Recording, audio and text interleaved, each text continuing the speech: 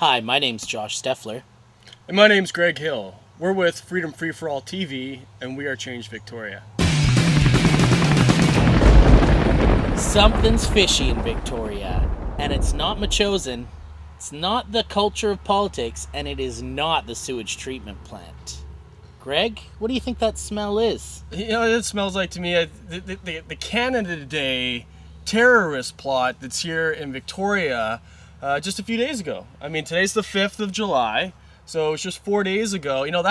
That event, it reeks of government-sponsored state terrorism, and there's a couple of questions that I have for you that I still have to look at the circumstances around this supposed terrorist event. So, Josh, what do you think about?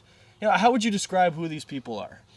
Well, all of the news, all of the information that we have is from the media right now and from the RCMP. So we have to go from official sources. Officially, these people were on income assistance, so they were poor, almost destitute. When you're on welfare, you don't have money to go out and buy a couple pressure cookers. You don't have money to go back and forth from Victoria to Abbotsford. Well, because the ferry costs $80 each way to get your car on. So, I mean, that's a couple $100 just for one trip.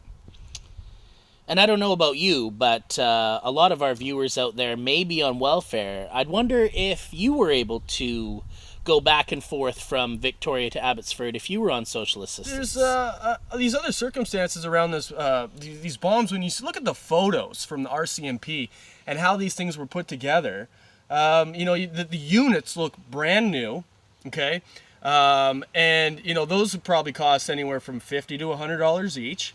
So by the time you add that times 3 with all the other stuff, that's another couple $100.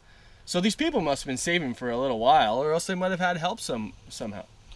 Well, I think that the official news sources have said that the RCMP was involved since March or February. So they have answers. I wonder what they're going to tell us about how these people afforded all of these things when most people on income assistance have a hard time getting by day to day just eating healthy, nutritious food. Right. Let alone having the disposable income to hop on a ferry to drive around Victoria, so gas, with the price of gas, that's probably another $20 to $50 from here to Abbotsford and back, depending on what they drive. And then catching the ferry back, we're looking at another $200. Well, the landlord said that John, is it John Nuttall? Yeah. He asked her for $20 to tide him over for the week. So she lent him $20 a week ago.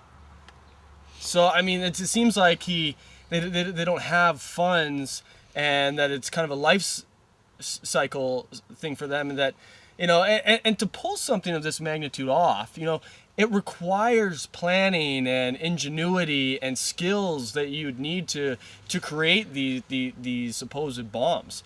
And when I look at these bombs, they're brand new. The photos have all of the nuts and bolts that were supposed to go in there. They said the RCMP said that these bombs were ready to go.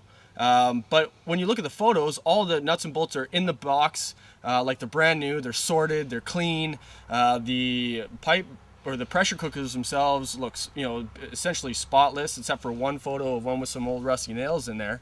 But also the mechanics behind actually creating a pipe bomb. You have to have welding skills. You have to know how to wire the circuitry for the timing device. We didn't even see photos of timing devices, so I still have questions.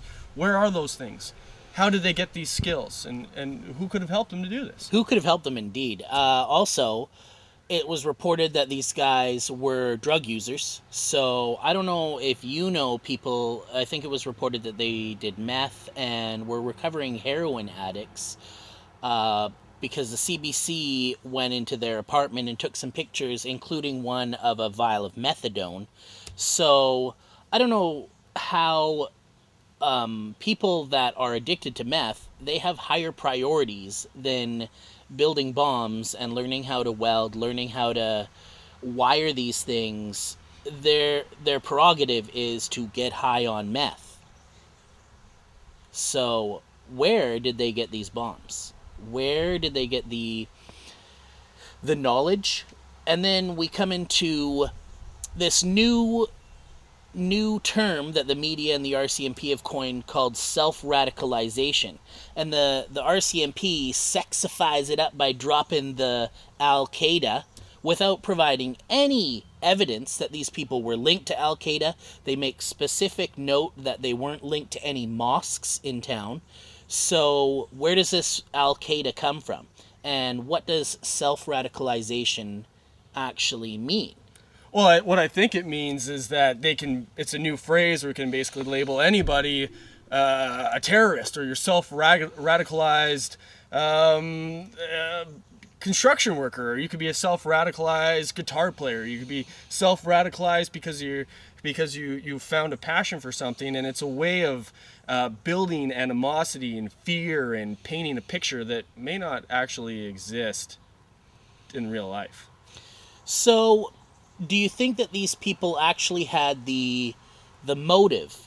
Where did the motive come to bomb innocent civilians and children on Canada Day? Where would these guys have come up with the idea to put a bomb or three bombs on the legislature lawn, and what would have radicalized them so much that they desired to harm children? They had to know that there would be children there. This is a family event. What drives someone to potentially harm children in this way? Well, I don't know. But what I've seen from the evidence and from what the RCMP have said is that the RCMP had full control of these inert devices, and there was never any issue against public safety. So what is inert? Can you explain what inert is? So inert essentially means that it's a non-combustible, self-defeating, flat substance. So like that the chemicals would not react to each other. They would not react, exactly. Okay. But what you've seen is that if there's this motive, but the RCMP was able to guarantee that with 40,000 people at the legislature, the RCMP were very specific in saying that they could guarantee that they were in full control of these devices the whole time, and that there was never any risk to public safety. That's why they So if they were in full control, what does that even mean? That if the RCMP was in full control of these inert devices, how can they be charged with possessing explosive devices when they weren't explosive devices? Yeah. And well, let me ask you this. Let me just say, so with the motive, why would they hand over the devices to the RCMP to facilitate the placement of these bombs? These bombs did not look fully constructed, and if they were that motivated to make sure that these things went off, then how could these two supposed terrorists be so sure that they could leave them in the hands of somebody else? And who were these people that were helping to facilitate, and how did the RCMP have so much control that they can guarantee public safety and not evacuate 40,000 people on Canada Day? It just seems like the motive for these two people is not really there. Seems like the RCMP had more motive to be involved in this than anybody else. Almost like it's a feel-good story for the RCMP. Recently, I think it was RCMP and CSIS were facing budget cuts, and so isn't it a convenient time for them to save the day? Look, what would have happened if budget was cut even more? Maybe we should be giving more money back to the RCMP and CSIS so that they can stop more threats like this. Oh, sure. And then you have CSIS, that they always have their go-to people on CBC, CTV. These are the CSIS representatives that can speak very explicitly about these types of activities and drop these buzzwords about self-radicalization. I mean, what do you think? Well, I don't think that they were self-radicalized, and I have questions about what it actually means that the RCMP were in control of the bombs the entire time. If they are in control of the bombs the entire time, they either had to have some guy involved with them involved in the construction? And does this mean that they might have led them on, that they troll, like I think this FBI has been caught numerous times trolling radical sites or other websites looking for people who are angry, who are disenfranchised, who are poor, and have a lot of anger against the state or against capitalism or against our society. And so they help facilitate this anger into action. I don't see how these two virtually destitute social assistance provided people could have the ability, the motive, or the expertise to pull this off without being goaded along. Well, if they had, and in that situation, so if the RCMP did have boots on the ground infiltrating these people and working with them and helping to move this process forward, that is essentially what you would call entrapment. And entrapment is illegal. And it's for that to happen, that would be essentially treason under our common law system, and treason against the RCMP for helping to facilitate these actions. And so we have to make sure that everybody is held accountable, and that we follow judicial procedure and not just claim that people are guilty before proven innocent. It's the other way around. You're innocent until proven guilty. And that goes for civilians and police officers. Yeah, I was just going to jump in and say that that would also apply to the RCMP. We can't just come out and say that the RCMP did this. We don't know.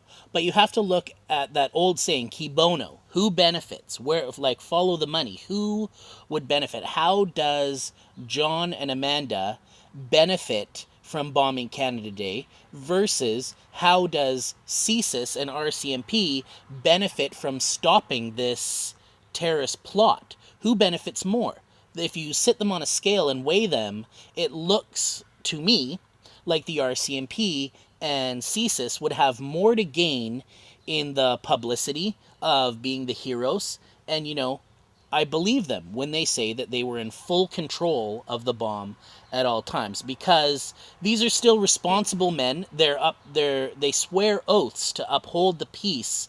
So I don't believe that they would have let it go through if they didn't have control of the bombs, and that they would have arrested them before. I don't believe in any way that they would have let real bombs be planted on the legislature, right? Mm-hmm. So who do you think would benefit more from this, Amanda and John, or? Well, absolutely. I can't see enough of an ideology that's entrenched enough for these people who were engaged in society, who, from people that know them, have said that they were nice people. And I'm not trying to defend these two suspects, but I'm just looking at the case. And for me, who benefited the most, it would certainly be the RCMP. And we know that, you know, the RCMP is a for-profit company. It's a we don't know that. I don't think the average viewer that's watching Shaw TV or watching this on YouTube would understand that the RCMP is a for-profit corporation. Well, so here's the thing. The RCMP, we hand out contract work to the RCMP in various municipalities throughout the country so that they can do policing services for each individual city. And so that's the profit part for them. And so there's the matter of building credibility. There's a matter of getting extended budget. I'd like to touch on the credibility. With all of the recent, let's just go back 1 or 2 years, with all of the recent publicity on the RCMP losing credibility. We've got the Robert Pickton case in BC. We've got RCMP agents that effectively, I don't want to say murdered, but ended the life of Robert Jacansky, and then it looks like they fabricated a story. They all corroborated together, and they all had the same story. The 4 officers seemed to have the same story that contradicted the video evidence that when they wrote their stories, they didn't know that this video was out there. Well, how about So, well, how who about the has the credibility? The RCMP seem to have lost a lot of credibility, and they've come a long way from being Dudley Do-Rights in their red tights and good hat, and they're always getting their man, to the jackbooted thugs that walked into Vancouver Airport, tasered a man to death, that allowed Robert Pickton to kidnap sex workers and didn't give a care in the world because these women, mothers, sisters, daughters, were sex workers, so it wasn't a big deal for them. Well, and you see this, we see it again, a very specific example on the other side of the country in Montebello, Quebec in 2007. We have police agent provocateurs dressed up in masks, holding rocks, wearing boots that are provoking to try and incite a riot at a peaceful protest. This was covered exclusively by all the mainstream media, but if it wasn't for peaceful citizens identifying these officers and holding them to account, we never would have known that it was actually these RCMP and police officers behind these masks trying to incite a I riot believe it in was Montebello. the Sûreté de Quebec, not RCMP though. Okay. Wasn't it? So it's like a Quebec police force. I don't know if the RCMP operates in Quebec so much. But the credibility of the RCMP has suffered greatly. Greatly. And, you know, when you get caught lying and lying and lying and lying, eventually you have to stop believing what these people say until they can reestablish the trust and reestablish their credibility, and it doesn't seem to be happening. More and more people today are afraid of the police than feel safe by them. I don't know about you, but even if I'm doing nothing wrong, when I'm driving down the road late at night and those red and blues come on behind me, I'm afraid. And it's not because I'm afraid because I'm doing anything wrong. I'm afraid because of past history, numerous times of police brutality or police abusing their authority, thinking that they're not going to get caught. So this is what we've established about the Canada Day terrorist plot. That the alleged perpetrators were very poor and had very limited access to funds to pull this off. That the RCMP was in complete control of the explosives the whole time, and that it is very hard to establish a motive because these people were linked to heavy drug use. So, what do you think, Greg? What can people do? Well, I think people can go to our website, wearechangevictoria.org or freedomfreeforall.com, and email us. Join the conversation. Go to our social media sites on Facebook and Twitter and join the conversation. What questions did we miss? What other pieces of this case have yet to be established? And come in and join the conversation. You can find us online or email us stop_codex@hotmail.com. And let us know what you think, because we need to get the community involved. Other things you can do is you can call into local radio stations. Call CFAX 1070 and call in and voice your opinion. Call CBC Radio, and really be part of this, because this has only happened 4 days ago, and so this is when we need to get the information out and ask the real questions. So what do you think? Was this a false flag terrorist attack in Victoria? Or was it the pipe dreams of some drug-addled, self-radicalized people that were willing to bomb and harm Canadians? My name is Josh Steffler, and I'm with wearechangevictoria.org, joined by Greg Hill With freedomfreeforall.com.